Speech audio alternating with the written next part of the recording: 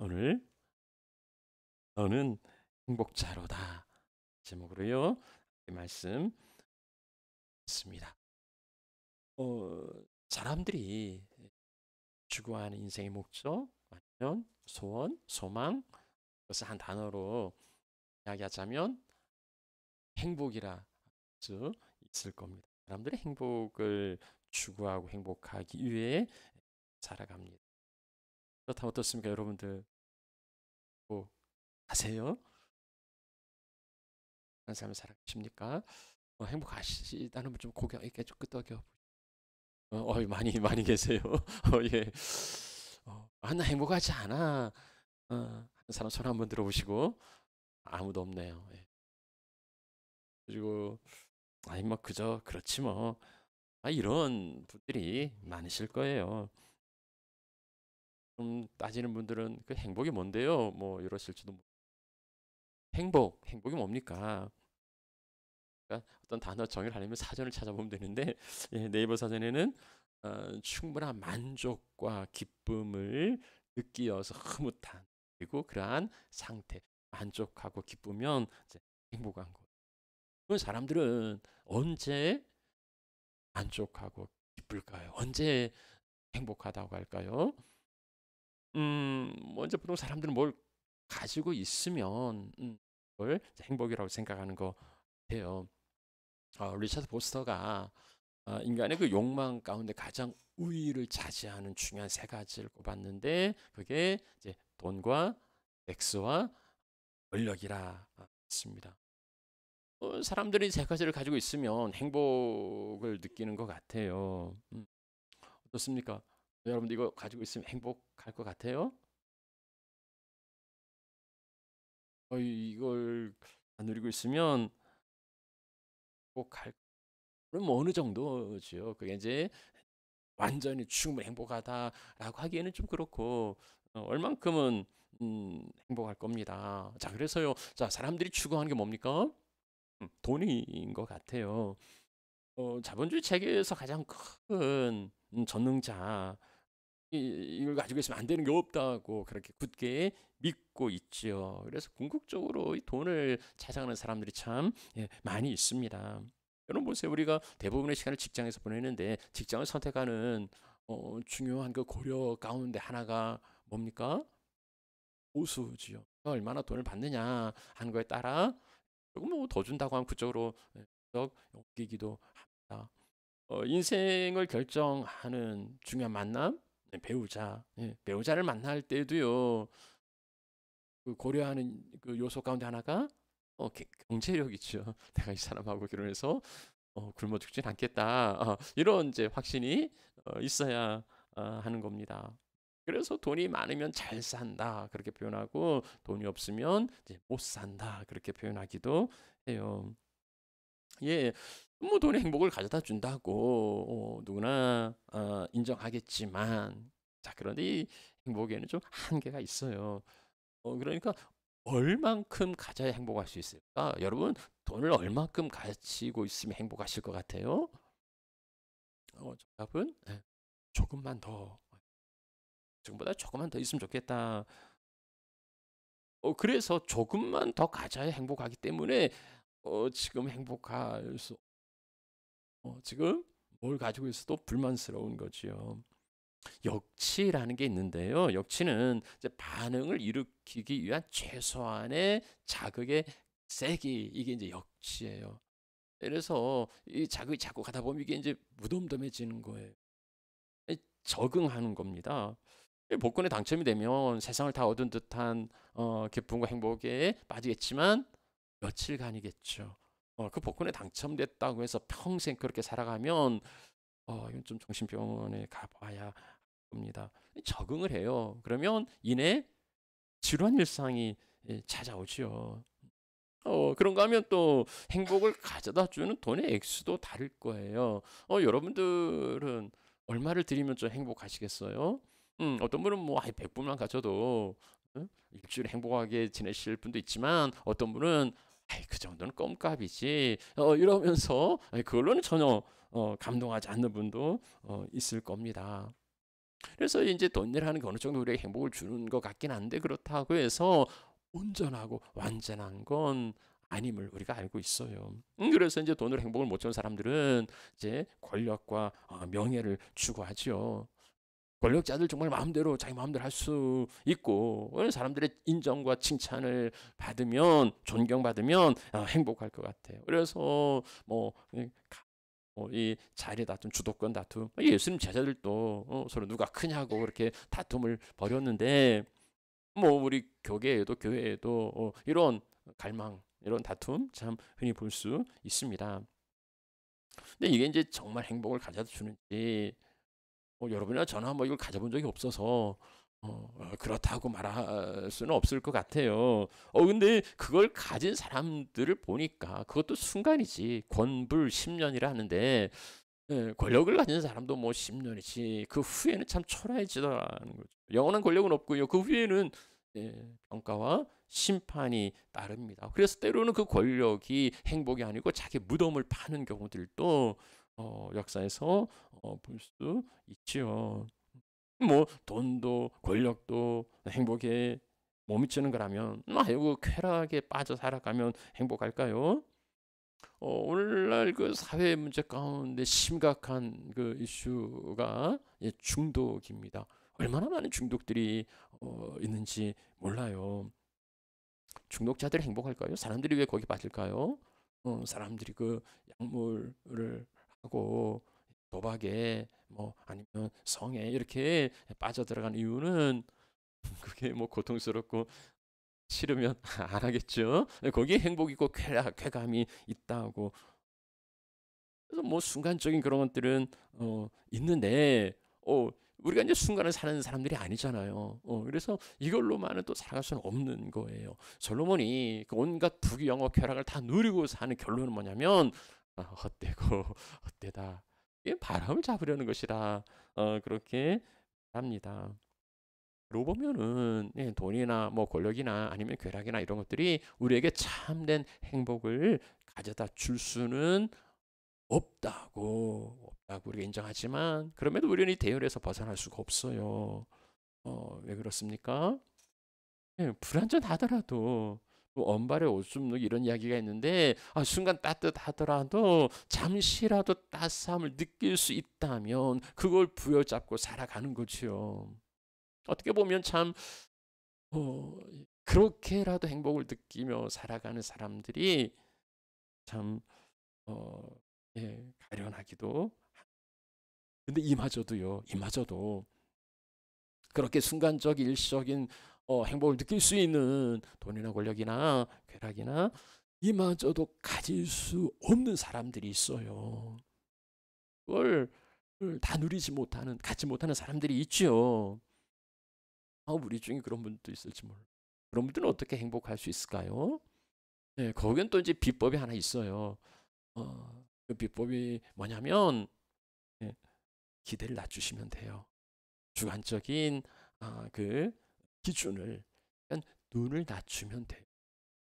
이게 눈을 높이면 기준이 높으면 만족이 없는데 이건 포기하시면 그냥 기준을 낮추시면은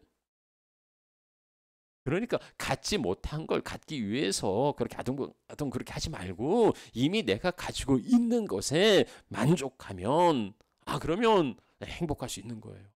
물론 그러려면 조금 좀 수양이 필요해요. 내가 가진 것에 만족이 안 되는데 그런데 이제 그걸로 만족하려면 뭡니까? 그 위험성이나 그 부작용을 부각시키는 거. 뭐냐면 꼭 돈이 있어야 행복한 건 아니잖아. 그렇죠? 이게 돈이 없는 사람이 거기에 동의를 해요. 꼭 돈이 있어야만 행복한 건 아니지. 마음의 행복이 중요하지. 성경의 잠언 17장에 보면은 마른 떡 한 조각만 가지고 화목한 것이 진수성찬 앞에 두고 다투는 것보다 더 낫다고 이야기합니다. 물론 낫지요. 그런데 이 한 조각 뭡니까? 마른 떡 한 조각 가지고 화목하기가 어렵고 진수성찬 가진 사람들은 꼭 다투진 않아요. 그러나 아무튼지 돈 많이 가진 사람들 보니까 다투면서 서로 싸우면서 살더라. 차라리 없는 게 더 나아. 이렇게 인제 생각하는 거죠. 돈은 일만하게 뿌리야. 사실 돈이 아니고 돈을 사랑하는 게 이제 일만하게 뿌린데 이런 거 많이 가진 사람들은 죄지요. 그래서 이런 거 없는 게 나아. 가난하면 자유해. 지킬 게 없으니까. 그러나 부자는 고민하고 잠을 못 자고 뒤척이고 그러니까 차라리 없는 게 더 나아. 이렇게 그렇죠. 이렇게 생각하면 '그래 없는 게 나아. 괜히 가지고 있으면 고민해. 그게 낫지 뭐. 지금 내가 더 낫지 뭐.' 이제 이런 거죠. 대부분의 종교는 이런 가르침을 줘요. 불교가 말한 해탈이나 이제 공이라고 하는데요. 비우는 거예요. 예. 그러니까는 그 욕망, 소유를 욕망으로 채워서 해탈하는 건 없어요. 그래 안 돼요. 그런 건 아니에요. 이걸 비워내는 거. 내 안의 욕망을 비워낼 때 비로소 득도 도를 깨닫고 거기서 이제 해탈하는 그거죠. 성경은 뭐라 이야기합니까? 자족하라. 자족하라. 예. 자족하는 마음이 있으면 그 경건에 큰 이익이 된다고요. 우리가 아무것도 가지고 갈 수 없어요. 내가 죽으면 그냥 그 순간 끝이에요. 그래서 그냥 하루하루 먹을 것과 입을 게 있으면 그걸로 만족하는 거. 그걸로 족하면서 살아가는 감사하며 살아가는 거. 그래서 있는 걸 족한 줄로 여기라는 거예요. 아니 먹을 거 입을 거 다 하나님 책임지시는데 뭘 그런 걸 가지고 고민하냐고. 그냥 나에게 주신 게 최고니까 내게 있는 것으로 만족하고 더 나아가 그걸로 감사하며 살아가는 거예요. 사람들이 이런 가르침에 끄덕이는 이유는 뭡니까? 이런 가르침이 통하는 건요. 행복이 철저하게 주관적이기 때문이에요.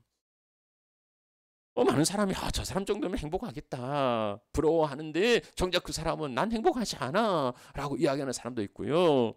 저런 사람도 행복할 수 있을까라고 의심하는데 그 사람 난 행복해 라고 말하는 사람도 있더란 말이죠. 그렇게 보면 행복은 다 일체 유심조라 하는데 일체 마음먹기에 따라 달린 거. 예, 내가 행복하다고 마음먹으면 내가 행복한 거죠. 뭘 가져도 내가 불행한 거야 라고 느낀다면 그는 이제 불행한 사람이 되는 거죠.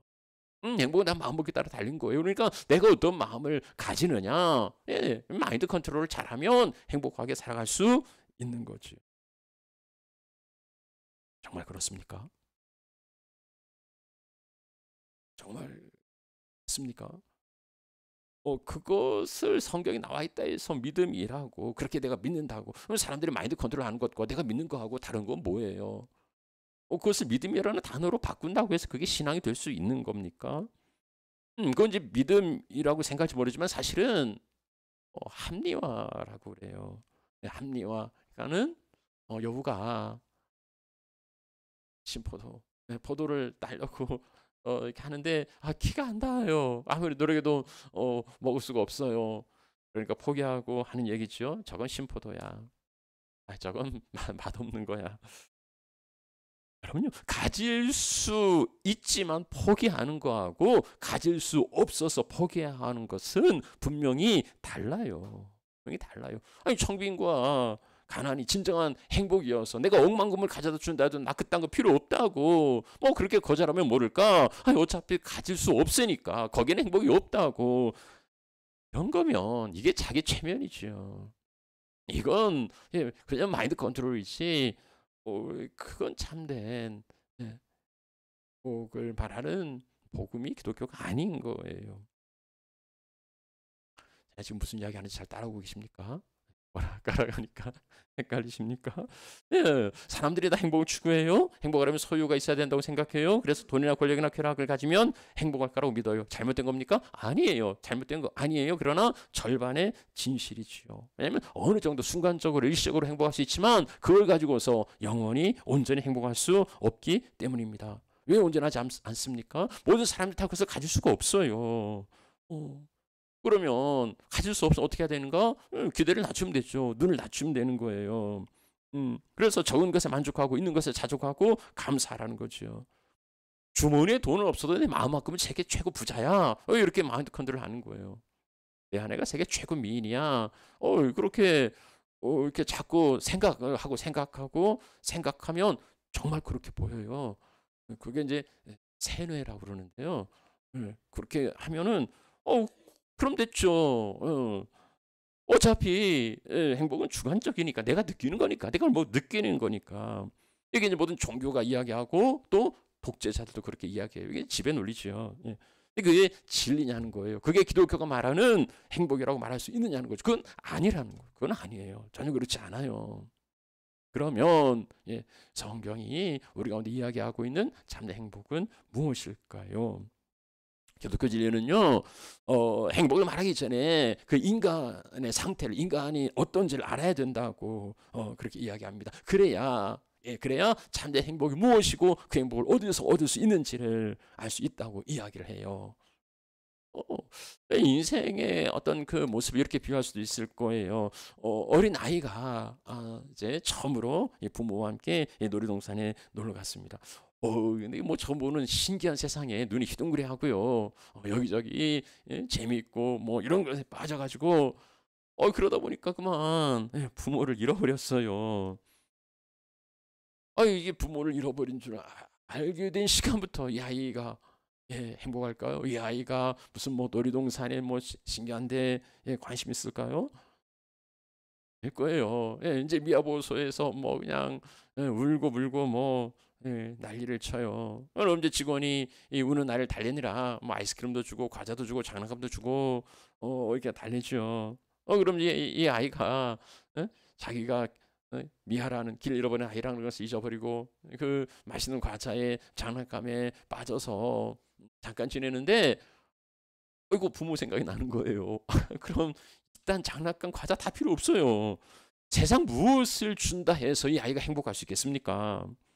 이 아이가 행복할 수 있는 건 한 가지예요. 그 부모를 다시 만나는 거, 그것만이 이 아이에게 행복을 줄 수 있는 거죠. 부모를 잃어버리고 미아가 된 이 아이가 우리 인생의 자화상이라는 겁니다. 모든 인생 행복하지 않아요. 뭘 가지고 있지 않든 간에 누구나 행복하지 않아요. 그래서 행복을 찾는 거죠. 행복하면 뭐 찾을 이유도 없겠지만 우리 행복하지 않아요. 왜요? 왜 행복하지 않습니까? 부모 잃은 아이처럼 아버지를 잃어버렸기 때문에 모든 인생 행복하지 않는 이유, 그 부모를 잃어버린 거예요. 존재의 근원인 생명의 근원자이신 하나님을 잃어버렸기 때문에.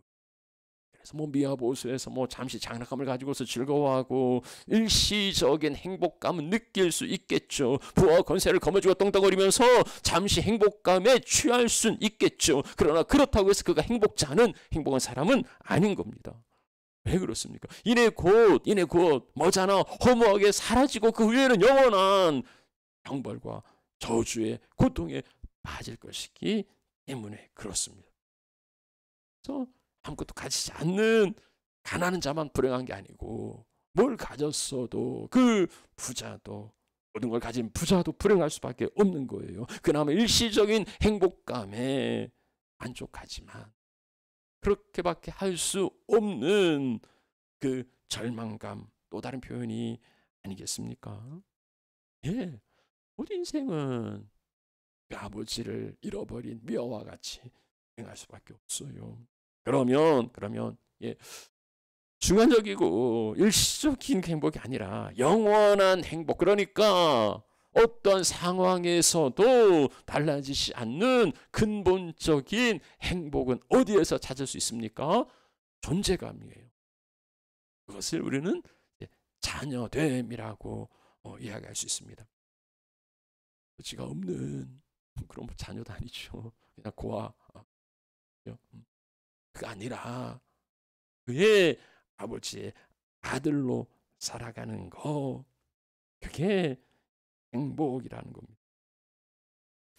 주관적인 행복감을 느껴서 행복한 게 아니고 근본적으로 그의 존재 자체가 행복이어야 그를 행복자라 말할 수 있는 거예요. 그럼 어떻게 행복할 수 있습니까? 잃어버린 부모를 만나는 거, 곧 생명의 근원 되신 하나님을 만나는 거, 그게 행복이라고. 우리가 읽은 본문에 그 선언이 있죠. 신명기 33장 29절.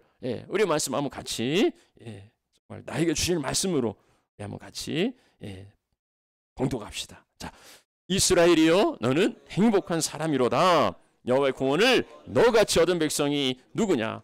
그는 너를 돕는 방패시요 내 영광의 칼이시로다. 내 대적이 내게 복종하리니 내가 그들의 높은 곳을 밟으리로다. 이스라엘이여 너는 행복자로다. 하나님께서 인정하시는 행복자가 있어요. 그가 누굽니까? 이스라엘이여 너는 행복자로다. 여기 신명기에서는 이스라엘 백성들을 말하는 거겠죠. 그러나 유대 민족 자체가 뭐 우월하고 그런 걸 이야기하는 게 아니고요. 누가 이스라엘입니까? 여호와의 구원을 너같이 얻은 백성이 누구냐? 여호와의 구원을 얻은 백성, 그가 이스라엘이에요. 구원은 뭡니까? 영원한 저주와 그리고 형벌인 그 불행의 자리에서 생명으로, 영생으로, 곧 행복으로 옮겨진 거, 그게 구원이에요. 그것을 얻은 사람이 행복자라, 행복한 사람이라고 말하고 있습니다. 인생 무엇을 소유했든 불행하고 죽음 앞에 무력할 수밖에 없어요. 그러면 시한부 인생에게 뭐가 있으면 행복하겠습니까? 시한부 인생에 억만금을 가져다 주면 좋아할까요? 아니면 어떤 권력을 쥐어준들, 아니면 어떤 쾌락을 안겨준들, 그게 그 시한부 인생의 소망이 될 수 있겠습니까? 그가 바라는 건 한 가지예요. 생명이죠. 생명의 시간이죠. 어떤 사람이 그에게 하루를 연장해 줄 테니까 억만금을 내놓으라고 한다면, 그 시한부 인생을 사는 사람이 그걸 포기하겠습니까? 억만금이 든다 해도요 기꺼이 감당하겠죠. 살 길이 있으면 권력이 아니라 그 무엇이라도 다 내려놓을 수 있을 겁니다. 그만큼 생명은 절실한 거예요. 어차피 그래도 어차피 죽죠. 어차피 죽은 그런 그 정해진 시간을 사는 그 육체의 생명을 위하여서도 우리는 모든 걸 포기할 수 있어요. 그런데 영원한 생명이라면 뭐가 그보다 더 중요하다 할 수 있겠습니까? 그 영원한 생명을 우리가 가졌다면, 우리가 누린다면, 이 세상에서 뭐 좀 부족하고 뭐가 좀 없어도 그걸 불행하다 말할 수 있겠습니까?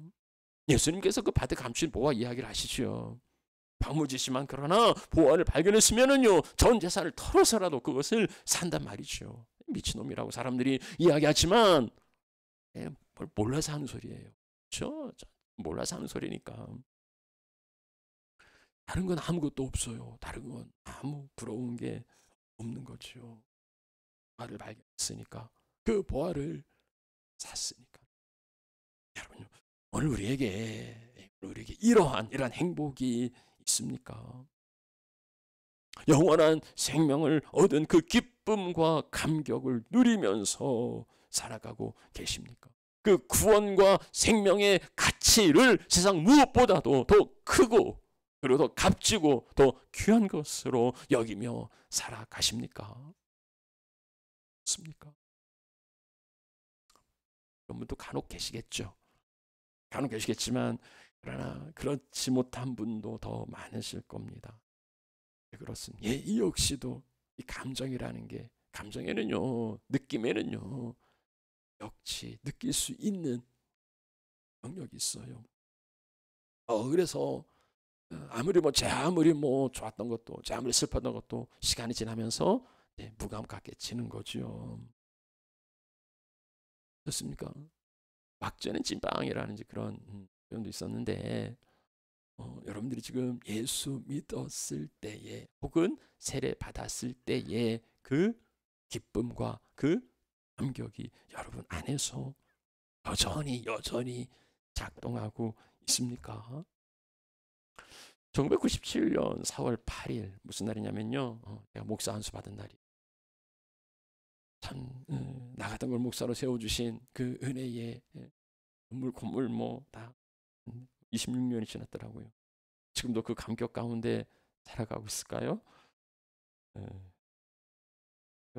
그러기에는 현실이 녹록지 않습니다. 괜히 안수 받았나? 이렇게 후회한 적은 없는데, 그런 적은 없지만, 이게 뭐냐고. 투정부리정은 꽤 있어요. 우리가 살아가는 세상은요, 감사와 감격만으로 살기에는 너무 삭막하고, 그리고 역경과 고난이 있습니다. 물론 우리는 뭐 돈이나 권력이나 쾌락을 누리지 못한다고 해서 불행하다고 생각진 않아요. 뭐 내가 그게 없어, 난 불행한 사람이야, 그리 생각진 않아요. 그러나 그러한 결핍과 그러한 부족이 우리를 불편하게 하고, 때로는 우리를 크나큰 고통으로 몰아가기도 합니다. 그래서 그 구원의 감격과 감사로 살아가는 기보다는 당장 눈앞에 현실에 무너지기도 하죠. 우리를 믿어요. 언젠가 이 눈물과 고통이 없는 영원한 복락을 누릴 거라고. 그건 변함없이 믿어요. 그런데 지금 눈앞에 다가오는 그 염려와 근심과 걱정, 그 고통은 어쩔 수가 없는 거예요. 영원한 세상을 소망하지만, 그러나 지금 삶이 너무 고달픈 거, 믿음이 없어서겠습니까? 믿음이 없어 그렇게 절망하는 걸까요? 믿음이 있으면 삶이 어떻든 간에 조연할 수 있겠습니까? 인간이 느끼는 감정은요, 불신자랑 크게 다르지 않아요. 현재 생물학적 반응인 거지, 그건 믿음하고는 그다지 그렇게 관계가 없는 거예요. 아니, 자기 아버지가 돌아가셨다고 눈물을 흘린다고 이렇게 폭행한 있는 사람이 왜 우냐고 폭력을 휘두른 그 목사가 항소심에서도 뭐 실형을 선고받았다, 이런 뉴스 봤는데, 나이가 상당하시 한 60대 분이신데, 기독교 신앙의 슬픔이나 낙심이나 이런 것을 불신앙으로 여기는, 그것을 영적이라 생각하는 사람들이 있는 것 같아요. 그러나 그것만은 아닐 겁니다. 오히려 깊은 슬픔과 절망에 다다른 사람만이 거기에서 비로소 소망하고, 거기에서 이제 빛을 바라볼 수 있는 거죠. 신앙도요, 슬픔과 절망에 빠질 수 있어요. 그럼요, 빠질 수 있어요. 그런데 중요한 건 거기에 머물러 있지 않는다는 거죠. 거기에 사로잡혀서 거기에서 포기하는 게 아니고 그것을 넘어서 소망하는 겁니다. 감정, 느낌, 체험, 이런 건 우리 신앙생활에서 참 중요해요. 그 이제 강력하죠. 강력해요. 그래서 이 느낌을 추구하는 신앙인들, 뭔가 뭐 보고 막 짜릿 이런 것들을 하는 사람들도 있긴 한데요. 그러면 항상 기뻐하라고, 범사에 감사하라고 말씀하시는 이 기쁨과 감사가 그런 어떤 느낌을 이야기하는 걸까요? 그래서 무슨 일을 당해도 늘 웃어야 되고, 무슨 일을 겪어도 늘 감사해야 되고, 난 행복하다고 말해야 되는 걸까요? 그건요, 인지를 왜곡하고 감정을 속이지 않는 다음에 하는 불가능한 일이에요. 그럴 수 없어요.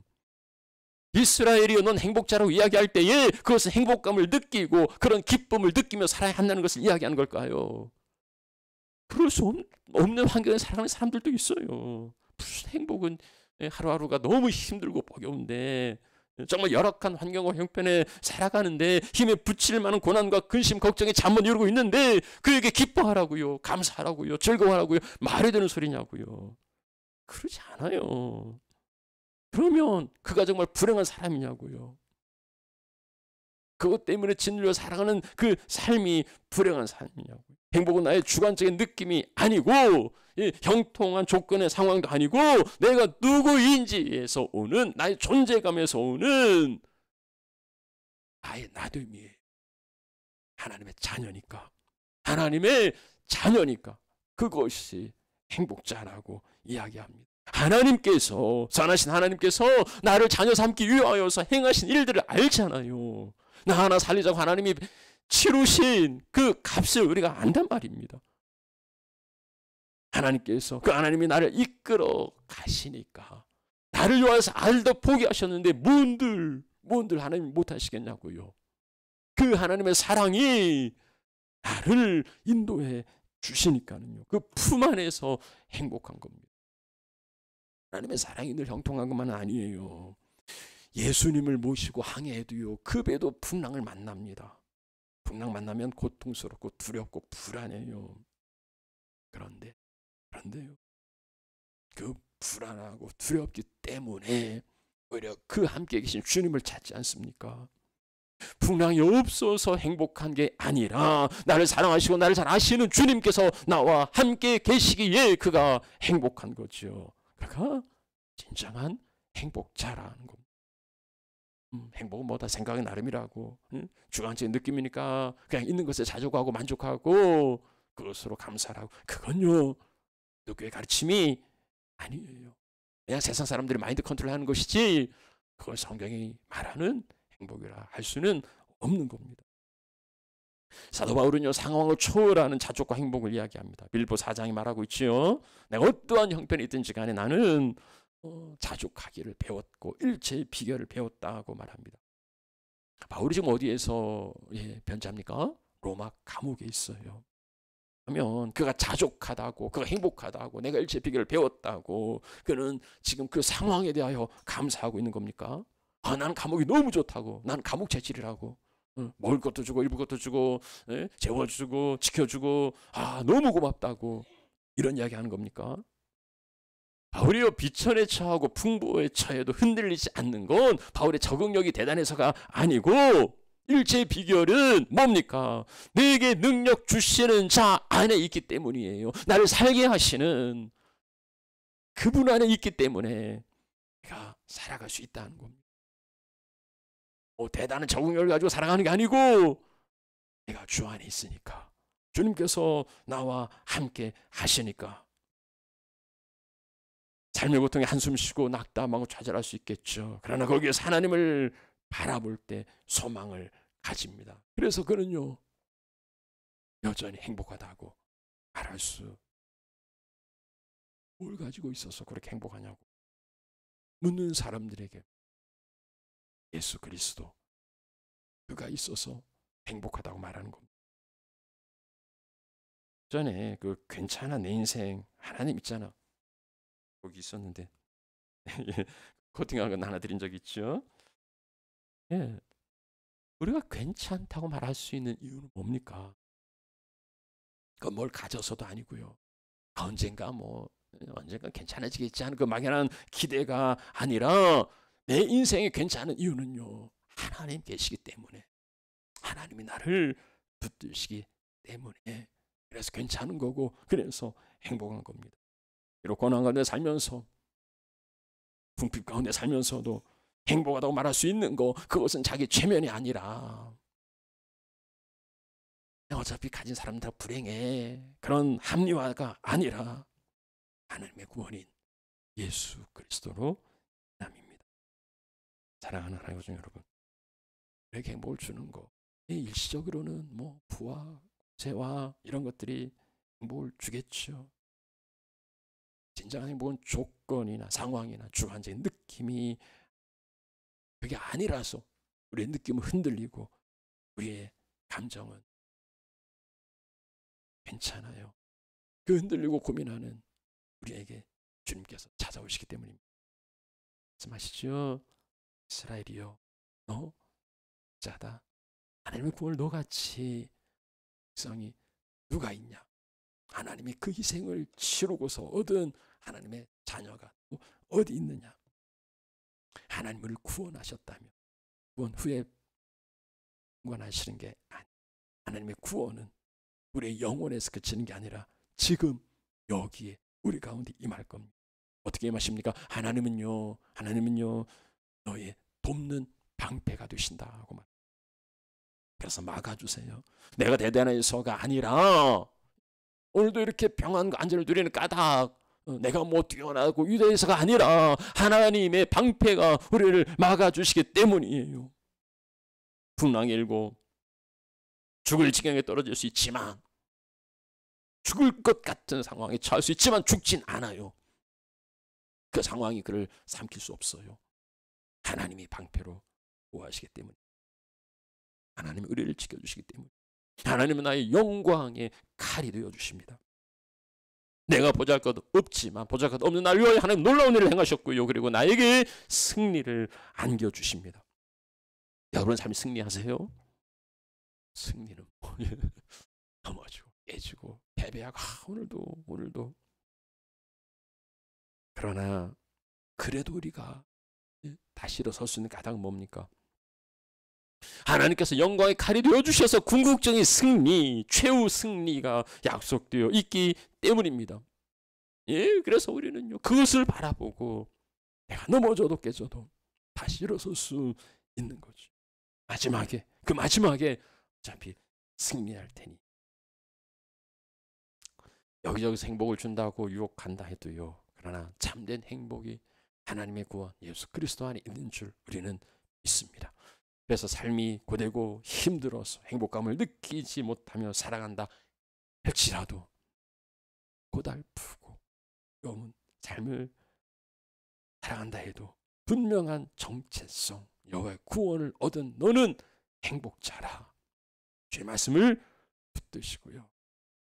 인도하시는 주님을 보시고 그 품 안에서 하시는 자녀들이 되시기를 축원합니다. 자, 우리 함께 찬양하죠.